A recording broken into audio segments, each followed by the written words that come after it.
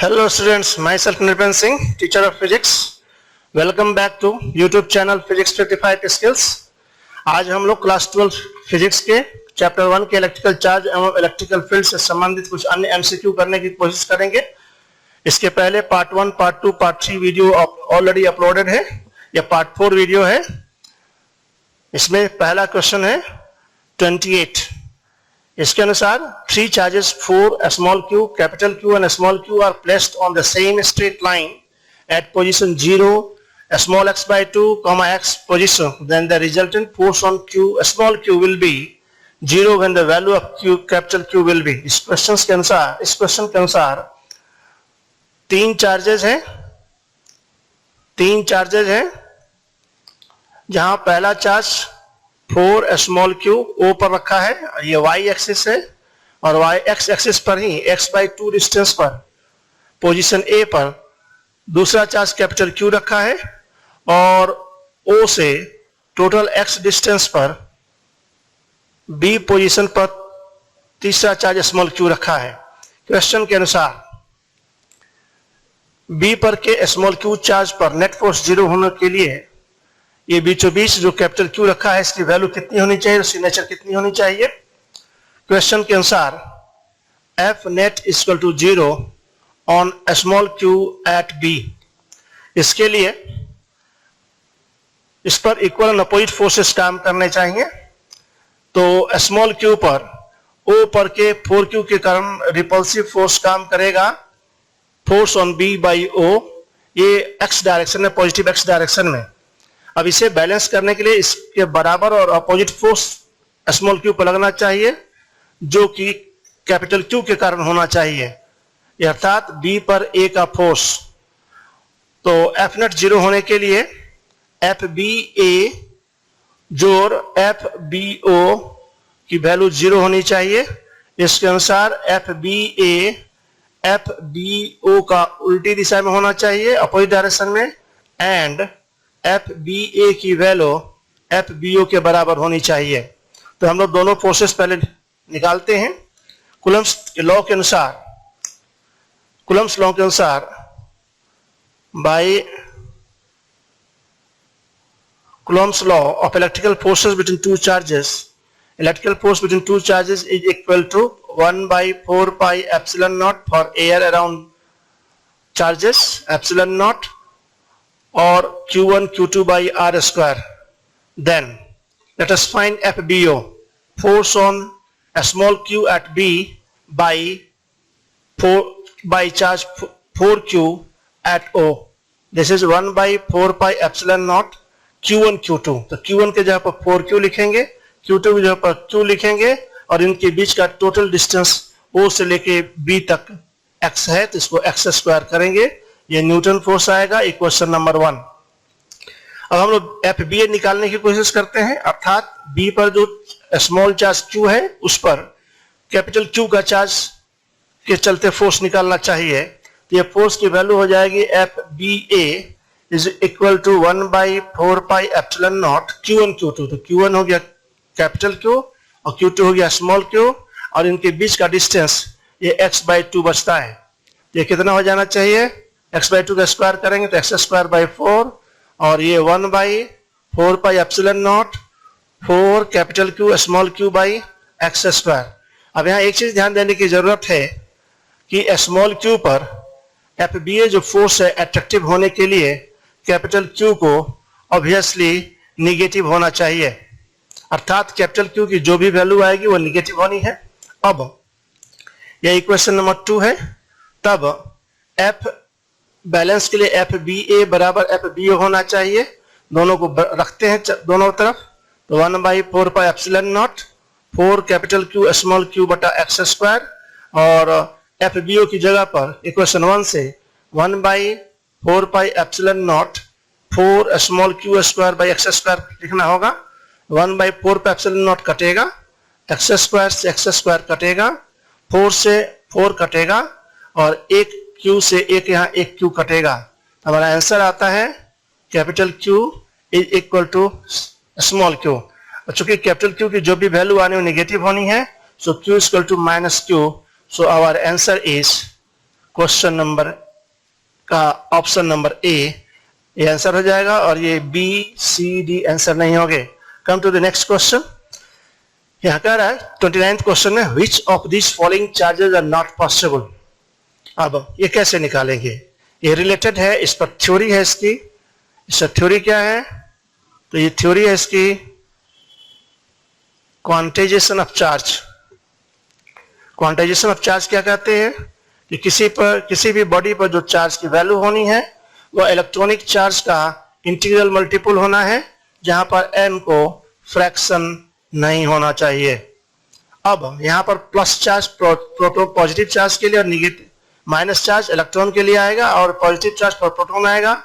तो positive for proton और negative for electron. हमें मालूम है कि किसी भी बॉडी पर कोई चार्जिंग होती है तो इलेक्ट्रॉन के ट्रांसफर के कारण होती है, इसलिए n का फॉर्मूला हमारा Q/E होना चाहिए मॉडुलस के साइन के साथ। अब यहां देखना है कि इस चारों ऑप्शन में से वही ऑप्शन सही होगा जिसकी n की वैल्यू इंटीग्रल आएगी। क्वेश्चन में पूछता है which of this following charges are not possible, अर्थात जिस किसी भी ऑप्शन के लिए n के मान फ्रैक्शन में आएगा वह पॉसिबल नहीं होगा। तो ऑप्शन नंबर ए देखते हैं, यहाँ पर n1 आ जाएगा, तो ये Q1/E रखेंगे। यहाँ Q1 की वैल्यू है 3.2 इंटू 10⁻19 कूलम, और इसमें इलेक्ट्रॉनिक चार्ज के लिए 1.6 इंटू 10⁻19 कूलम से भाग देंगे। यहाँ कितना बचता है 2 इंटू 10⁻19, नहीं ऊपर में -21 है, तो 10⁻+19 और -21, तो ये कितने आ जाता है 2 इंटू 10⁻²। हम इसका वैल्यू आता है 0.02, ये फ्रैक्शन है ना, इसलिए ए नॉट पॉसिबल होगा।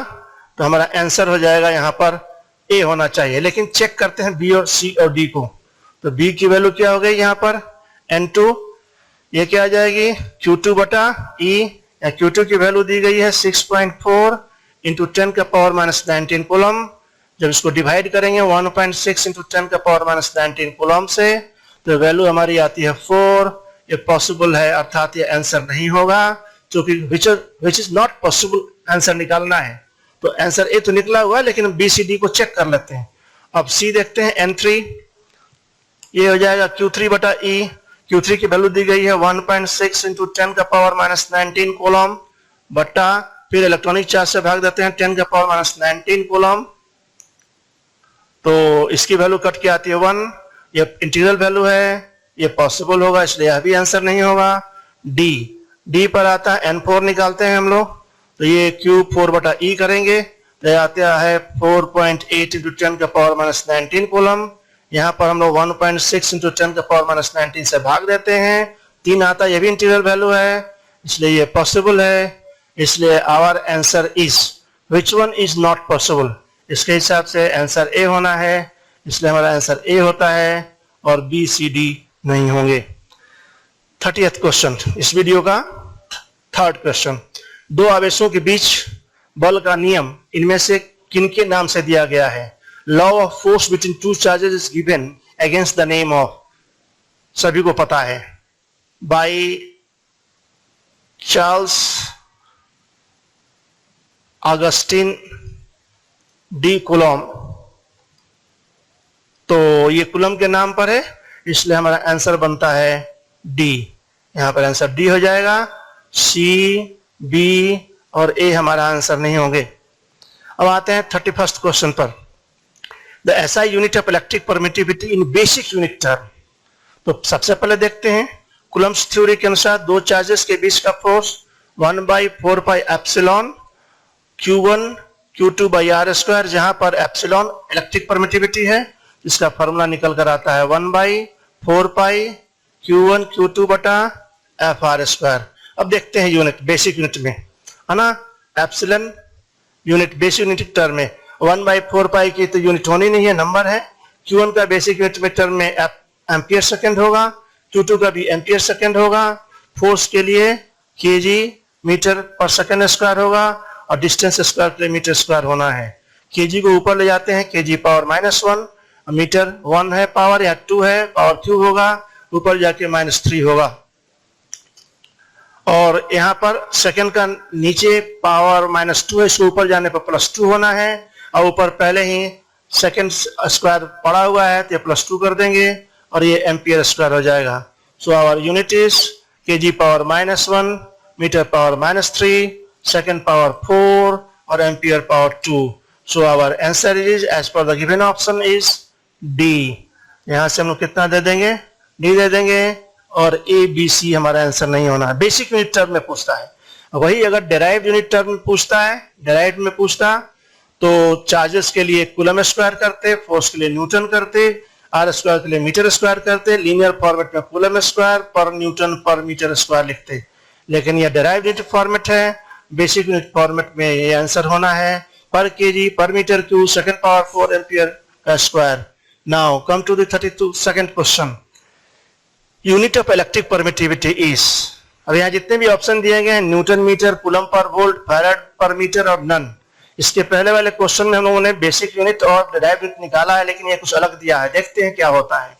तो अभी फार्मूला में निकाला था epsilon is equal to 1/4 pi Q1 Q2 by F R square. देखते हैं Q1 और Q2 दोनों के लिए कूलम स्क्वायर आएगा, फोर्स के लिए हम यहाँ न्यूटन देंगे और डिस्टेंस स्क्वायर के लिए मीटर स्क्वायर देंगे।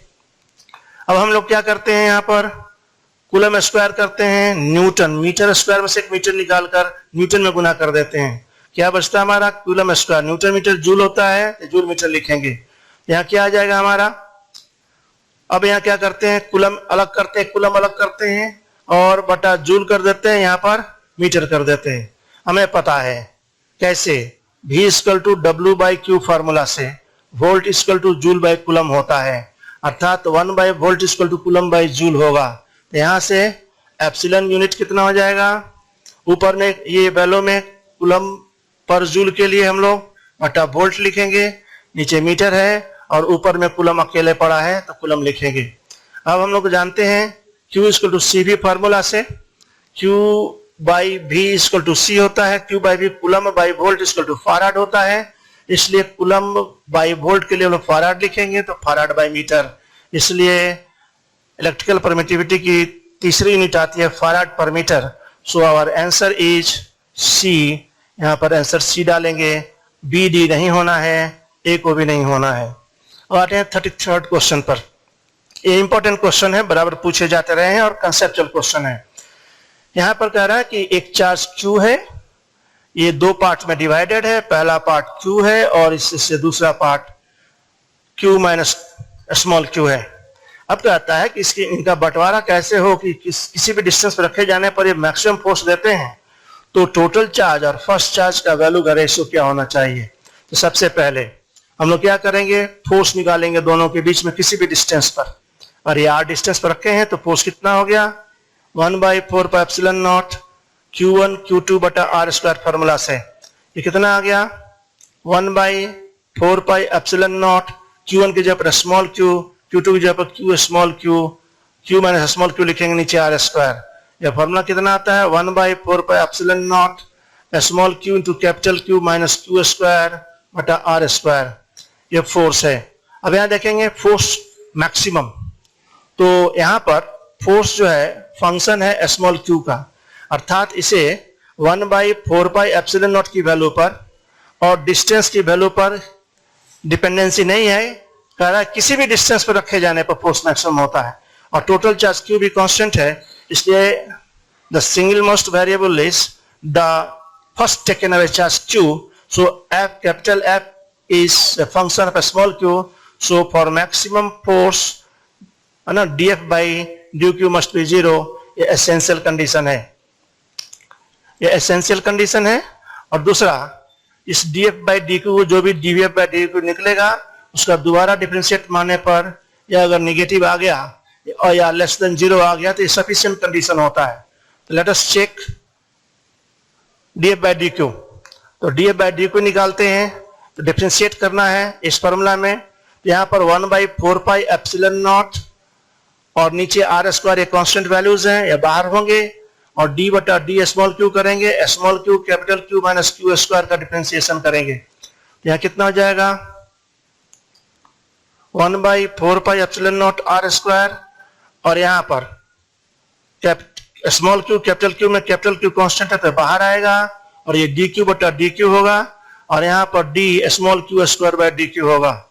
यहां से कितना वैल्यू आ गया, 1/4πε0r², कैपिटल क्यू और D Q by D Q 1 होना है, और D Q square by D Q का D X power N by D X formula से N X power N minus 1 से देखा जाए तो 2q2-1, अर्थात D F by D Q is equal to 1/4πε0r² q minus 2q. So for df by dq to be 0, 1/4πε0r² तो 0 होगा नहीं, ये फिक्स्ड वैल्यूज हैं, इसलिए q minus 2q must be equal to 0. So small q is equal to capital q by 2, अर्थात दोनों break away part बराबर होंगे q by 2 और q by 2 के, तब जाकर किसी भी डिस्टेंस पर रखने पर उनके बीच का फोर्स मैक्सिमम होगा।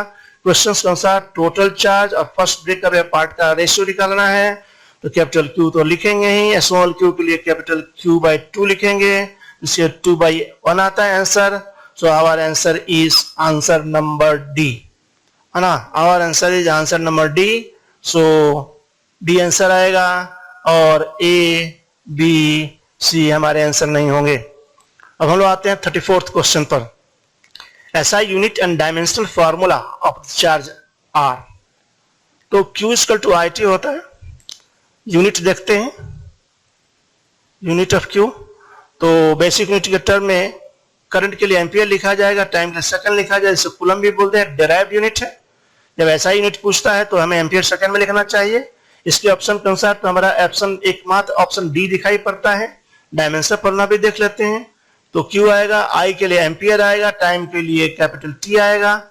ये हम लोग सामान्य बोलचाल में AT लिखते हैं, लेकिन नियम यह है कि इस बेसिक यूनिट के टर्म में जो ऑर्डर मेंटेन है उसी ऑर्डर को मेंटेन करना है, इसलिए टाइम करंट के पहले आता है, इसलिए डायमेंशनल फॉर्मूला में T को पहले और A को बाद में लिखना चाहिए। So our answer is D confirmed.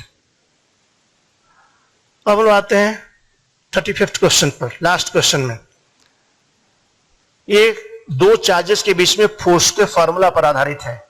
Coulomb के अनुसार दो चार्जेस के बीच का force 1/4πε0 Q1 Q2 by r² होता है, और यहां जहां पर Q1 for given charges Q1 Q2 and 4πε are constant, so this much value is constant, so force is equal to constant by r², hence force is proportional to 1/r²। if charges are same, है ना, ये अगर Q1 और Q2 identical हो गए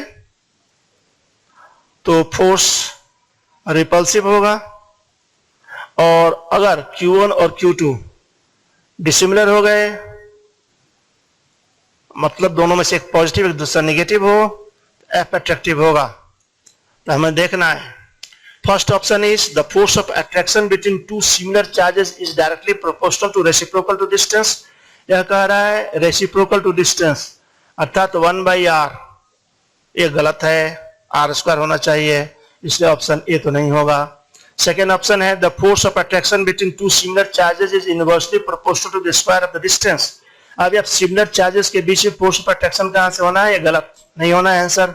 सी, question number C, force of repulsion between two similar charges is directly proportional to distance between them, अर्थात इस formula के अनुसार F प्रोपोर्शनल टू R कह रहा है, ये भी नहीं होगा, ये गलत है। Now fourth option D, the force of repulsion between two similar charges, तो दो सिमिलर चार्जेस की जो फोर्स रिपल्सन तो लगेगा, और आगे कहता है inversely proportional to the square of distance between them, so answer D is correct. So our answer is D. This is all about this video. आशा है कि ये सारे इस पार्ट के 8 MCQ और इसके पहले तीनों पार्ट के 27 MCQ क्वेश्चंस, अगर चारों को अगर आप थॉरोली पढ़ते हैं, समझते हैं, तो कॉन्सेप्ट क्लियर हो जाना चाहिए। ये पूरी की पूरी वीडियो सॉल्यूशन टेक्निक पर आधारित हैं। ये आपके कॉन्सेप्ट को बिल्डअप करेंगे और आपके परफेक्शन को बढ़ाते हुए आपके स्पीड को इनहांस करेंगे। वीडियो को लाइक जरूर करें, अपने दोस्तों को भी शेयर करें, तथा सब्सक्राइब जरूर कर दें, बेल बटन भी दबा दें, ताकि आने वाले वीडियो की नोटिफिकेशन आपको आसानी से मिल सके। इसमें सब चैप्टर टू चैप्टर, प्रत्येक चैप्टर से संबंधित एमसीक्यूज, न्यूमेरिकल्स आने हैं, नीट के लिए भी आने हैं और मेंस के लिए भी आने हैं। इसलिए वॉच करते रहें फिजिक्स 55 चैनल। Thank you.